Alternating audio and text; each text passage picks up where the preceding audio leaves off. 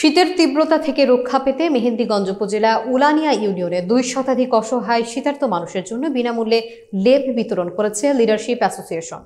বিস্তারিত দেখুন ইউসুফ আলী সৈকতের তথ্যচিত্রে।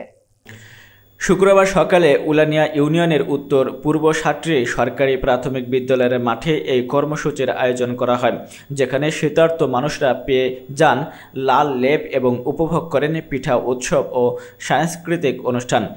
এ সময় মেহেন্দিগঞ্জের কৃতি সন্তান সহকারী attorney general advocate M Helal Uddin বলেন, মানুষের সেবা করা পরম ইবাদত। তিনি লিডারশিপ অ্যাসোসিয়েশনের এই মহতি উদ্যোগের প্রশংসা করেন। সংগঠনের সাধারণ সম্পাদক অ্যাডভোকেট এম এ জসিম জানান, এই সংগঠন গরিব ও অসহায়দের সার্বিক সহযোগিতা করে যাচ্ছেন এবং ভবিষ্যতেও এই কাজ অব্যাহত থাকবে। প্রতিটি মেম্বার হবে একটা জনবান্ধব, একটা চেয়ারম্যান হবে জনবান্ধব। কেন? উলানিয়া এখন এক অবহেলিত ইউনিয়ন। আজকে উলানিয়া ইউনিয়নের প্রতিটি গ্রামে সংগঠন করেছে কেন? মানুষের জন্য কাজ করার জন্য।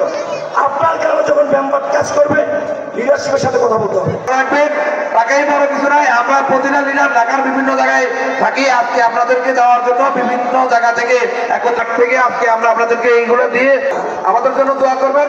আর যুব সম্প্রদায়ের প্রতি অনুরোধ থাকবে, টাকাওয়ালা যারা আছেন ঢাকায়।